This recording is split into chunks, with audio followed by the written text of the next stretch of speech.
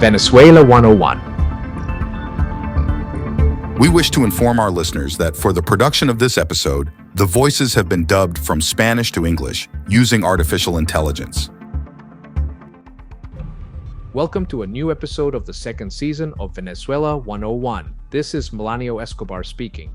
And here Miguel Pizarro. In the fourth episode of this second season, we are joined by Daelit González. Daelit, welcome and thank you for being with us. No, thank you for the opportunity.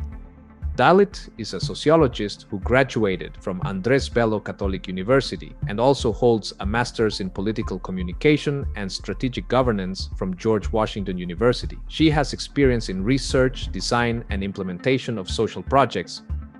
She also has experience in budget management, institutional relations, and organizational development for various NGOs and nonprofit organizations, multinational companies, and as part of public sector advisory. Currently, she is the Director of Employment and Social Services for Migrants at Catholic Charities, responding to the needs of people newly arrived in the United States.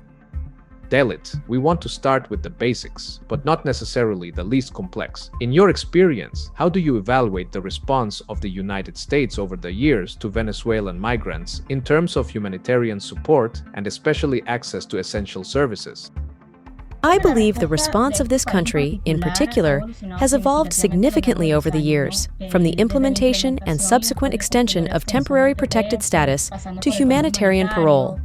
Without a doubt, there has been a significant increase in the support of policies focused on Venezuelans in the United States. But beyond that, access to health services and other social services has been crucial in addressing the needs of this specific population, and we still face significant challenges in this aspect. I think I can mention at least 3 challenges. The first, and one of the most important in my opinion, is the language barrier. The lack of English proficiency significantly limits the opportunities to access employment here in the U.S. and also access to essential services. I want to make a point here because we also have to talk about and identify the profile of those Venezuelans arriving in this country. Many of the migrants we have received have some type of higher education from Venezuela. However, they do not speak English, so there is a significant barrier even for a professional to achieve economic independence in this country. Beyond that, we have a second profile, which is even worse because it is the majority of Venezuelan migrants, and they have arrived in these latest migratory waves. Not only do they not have command of English, but we have even found a good number of Venezuelan migrants who are illiterate in Spanish. Their level of vulnerability is really alarming. These people have no way to communicate, and much less to defend themselves. I think that definitely improving access for Venezuelan migrants to learn English as a second language is essential for their development in this country. Next, the second important barrier is legal advice and the process of asylum application and regularization of migration status. This can be an extremely complex process for you and me, so imagine how challenging it can be for a migrant in the conditions I mentioned at the beginning, who are people who not only do not speak English but may even be illiterate. Obviously, it is a very delicate process that requires adequate legal advice. Pro bono organizations, to give you an idea, already have waiting lists of at least 5 months. Therefore, there are no conditions for migrants to access this resource, and they go through many organizations, knock on thousands of doors, and the truth is that it is complicated to access this benefit, and they run the risk of deportation because they have not managed to get legal help. So there is a second important barrier that we need to start working on.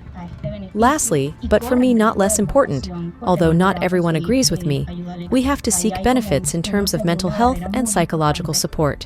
Migrants who have arrived in this country from Venezuela suffer traumas due to their migration experience, but also because of the conditions they left in our country. What I want to make clear is that our migrants leave the country due to deplorable living conditions. Then they go through a terrifying migration journey, and they arrive in this country and can even be re-victimized trying to adjust to this new system. Although it may not seem like an obvious priority, if we think, for example, about Maslow's hierarchy of needs, these people are at the base of the pyramid, in survival mode, and we understand that. But their traumas, especially for children and adolescents who experience those traumas during that migration transit, can even continue here because they face bullying at school, or a person who found a job in a restaurant, but actually, when the minimum wage here is $17 an hour, they are paid $7 an hour. So there is also a labor rights violation issue. Our Venezuelan migrants continue to be re-victimized from the moment they leave Venezuela, and even once they arrive in the destination country, and even once they are here in the U.S. I think it is important to keep that in mind, because we are dealing with a generation of migrants who do not see the priority of seeking psychological support or having mental health services at hand. And well, definitely it is something that we do not see now, but in a few years, we will surely see the consequences of not addressing these conditions.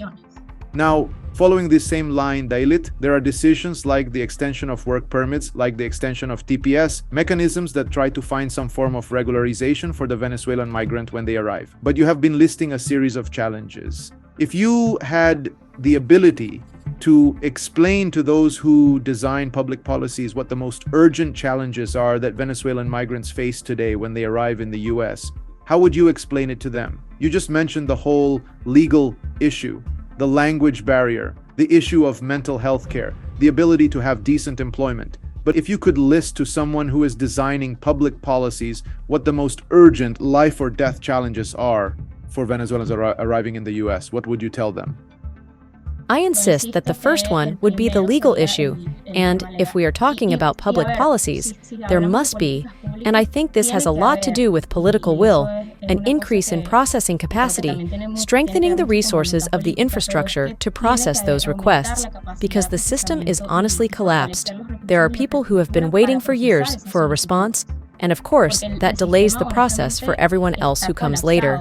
So, definitely, I think the legal issue for a person to settle in this country, while they have a work permit, of course, TPS, of course, humanitarian parole, yes, but from there to actually accessing a work permit, because it depends a lot on the advice the person has and the timeframes. The timeframes are not even regular for everyone. Each case is different, so a person can arrive here with a condition and have to wait 1 year for a work permit, while others might get it in a week. So those types of things, I think, definitely need to be targeted, because it is the beginning of everything else.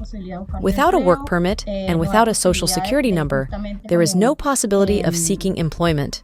There is no possibility of addressing those primary needs to then address everything else. Now, Daelit, we would like to know, in your opinion, how do the problems at the Mexican border affect Venezuelan migrants and refugees? And what do you think can be an alternative to the practice of deportation? Well, that is a very complex question. Of course, the number of Venezuelans detained at the border has increased, exacerbating their vulnerability conditions. I think strategies are complex because in the end, it involves political will and evidently regional cooperation, working together with Mexican authorities and regional authorities to ensure that these migrants receive dignified treatment and have access to essential services while waiting for the resolution of their status. But beyond that, I also think monitoring and protection are key, that international organizations implement monitoring programs to ensure that the human rights of migrants are respected at all times, which is not happening. The complaints about abuses by Mexican authorities are numerous, so definitely ensuring that monitoring is key.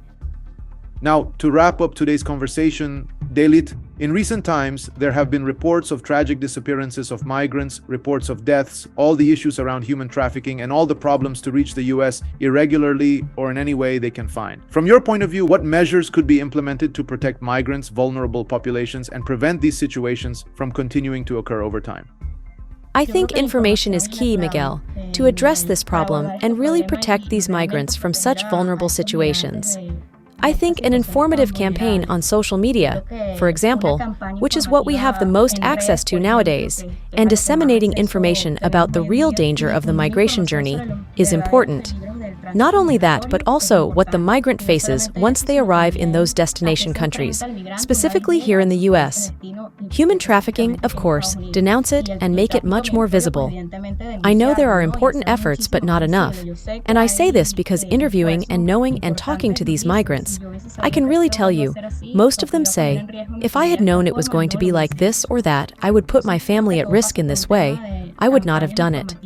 So I think everything goes through a matter of important informative campaigns about the risks and abuses by authorities, sexual violations, and threats from cartels, armed groups. That is, everything migrants face in that migration transit.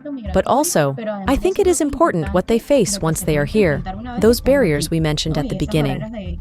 Beyond that, and this is something very important, and I am not necessarily sure it is being done, but wow, how important it is to rescue that historical memory of everything we have gone through as Venezuelans, and share the testimonies and experiences of these migrants who have faced these atrocious dangers, so that the risks involved in a decision like this are well understood, but also that it remains as a record of what is being experienced, and that in the future we look back and say, wow, the Venezuelan had to go through all this, but from the hands of the people who lived it. Making a portrait of those testimonies, I think, is important.